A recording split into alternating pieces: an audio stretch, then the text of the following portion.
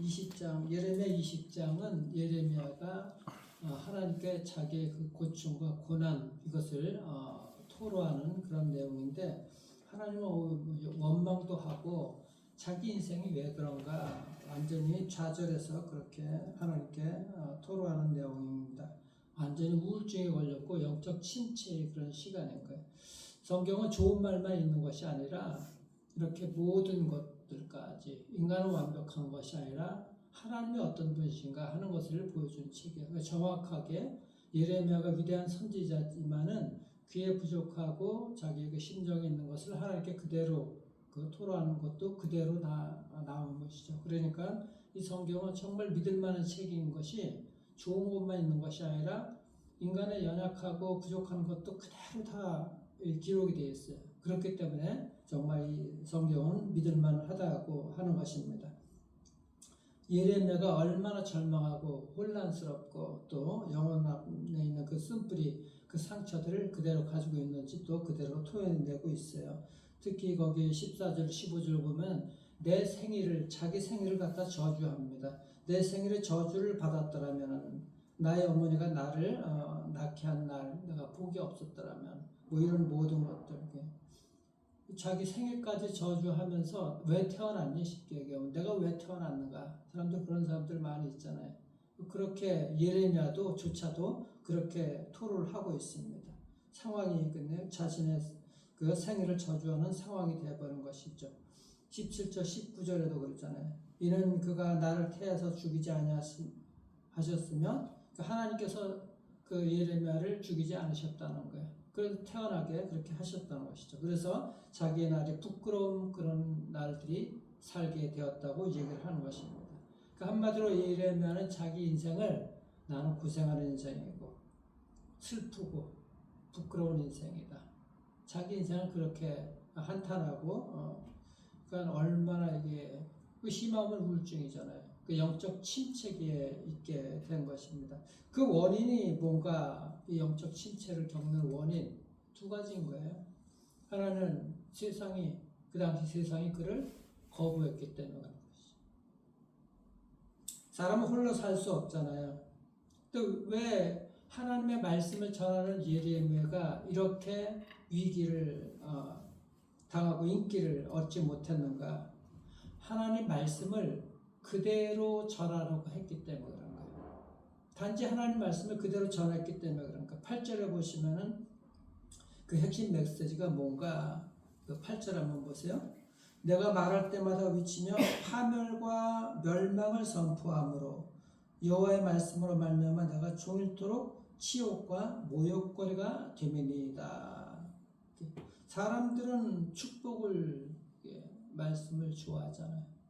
근데 축복이 아니라 파멸과 멸망. 너희들은 우상 숭배로 말미암아 파멸될 것이고 나라가 멸망할 것이고 포로로 잡혀갈 것이다. 라는 그 말씀을 그대로 전했다고 하니 누가 좋아하겠어요? 그러니까 하나님 말씀을 그대로 전하니까는 이 백성들이 그렇게 반응을 하는 것입니다. 특히 여기 보면 1절에도 보면은 그 성전 감독관 겸 제사장인 바스울이 예레미야를 갖다가 때리고 감옥에 가도 여기 보면은 목에 나무로 된 그 착고를 갖다 채웠다 그랬잖아. 칼을 이렇게 나무로 된 칼, 그 착고라고 옛날에 그런데 그걸 채웁니다. 성전 감독은 그 치안까지 책임지고 있는 자, 경찰청장 같은 자, 그러니까 질서를 유지하는 거예요. 때려서 예레미야를 때리고 2절에 보면 그러잖아요. 이에 바스울이 선지자 예레미야를 때리고 여호와의 집 베냐민의 위문에 있는 거기에다가 착고로다가 채웠다고 그렇게 얘기를 하고 있는 것이죠. 그러니 성전 그 제사장까지도 그러는 거야. 얼마나 그러니까 답답해. 예레미야가 영적 침체가 올 수밖에 없는 것이죠. 우울증 걸리고 3절에 보면은 그런데 다음날 바스울이 예레미야를 이제 놓아줍니다. 그 놓아주는 그 바스울에게 예레미야가 말을 하죠. 이제 네 이름을 바스훌이라고 하지 않고 뭐라 그래요? 마골 미사빕이라고 그렇게 마골 미사빕이라고 할 것이다. 하나님께서 그렇게 하셨다는 거예요. 너 이제 바수울이 아니야. 하나님이 네 이름을 마골 미사비비라고 그렇게 부르시는 거야. 바수울이라는 말은 평화인 것이고 세력이 확장되다 그런 뜻인 거야. 그리고 마골 미사바비라는 것은 사방에서 두려움이 몰려온다. 사방이 두려움이다. 즉 사면 초과라는 얘기인 거야. 이것이 그 이름에 담긴 하나님께서 앞으로 그 이름을 통해서 이스라엘 백성들이 당할 운명을 갖다고 얘기하는 것이죠.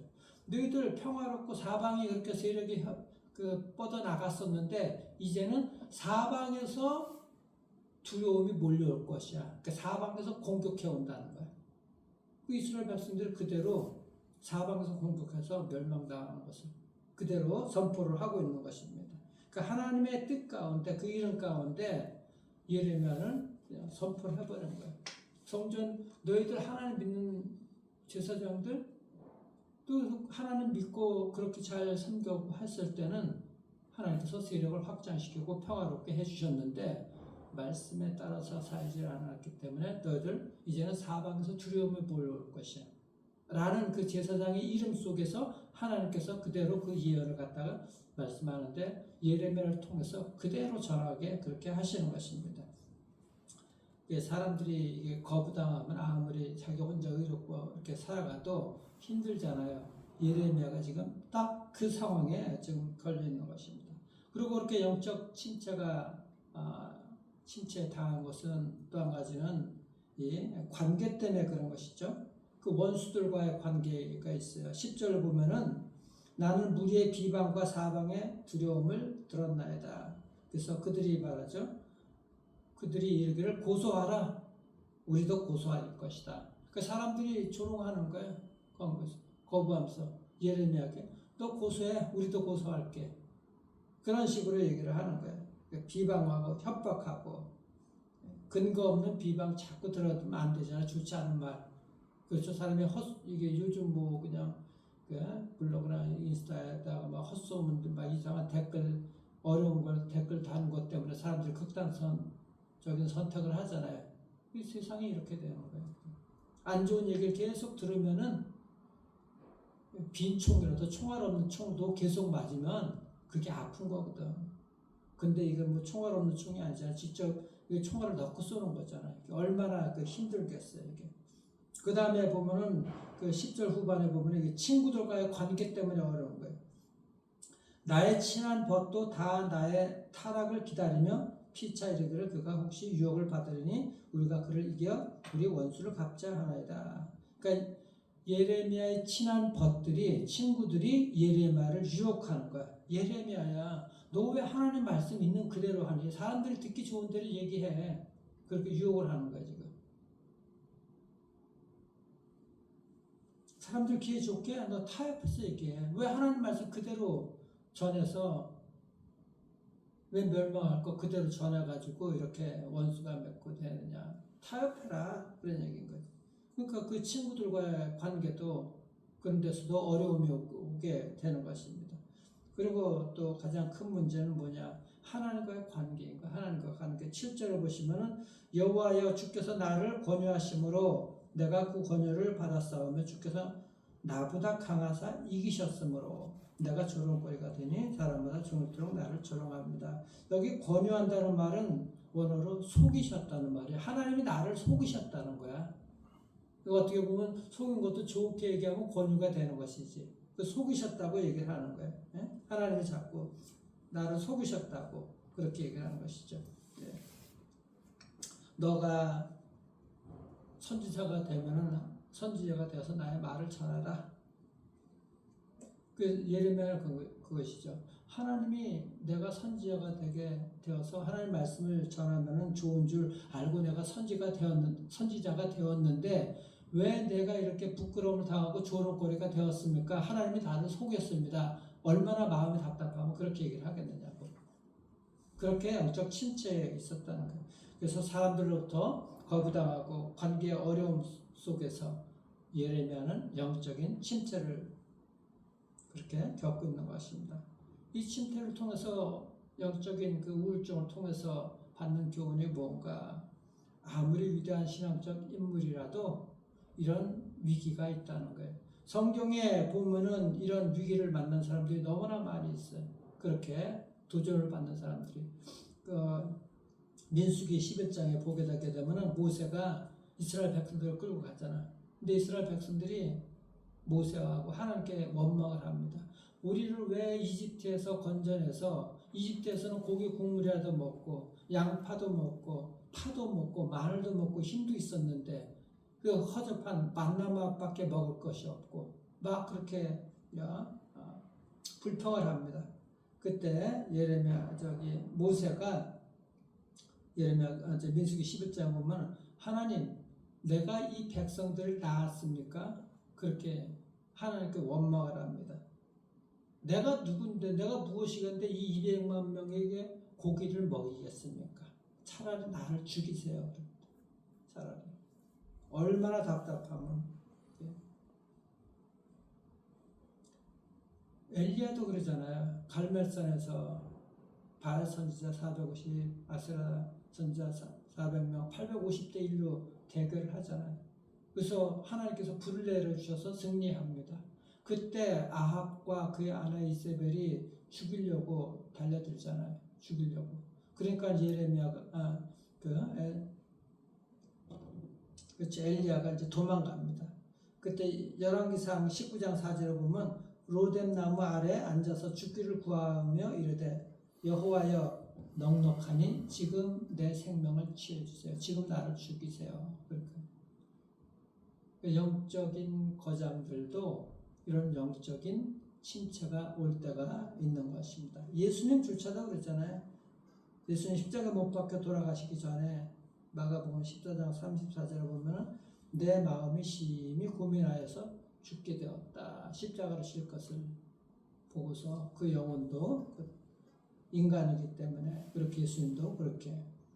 근데 이런 영적인 침체 기간을 통해서 사실은 하나님을 만나는 시간들이 되죠. 더 깊이.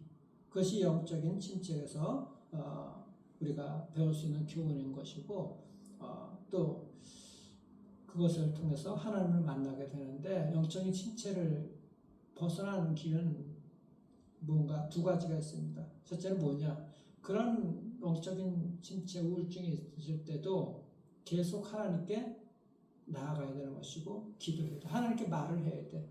그런데 세상 사람들도 보면은 그 상처들 속에 있는 것들 토해내라 그러잖아요. 그래서 상담하거든요.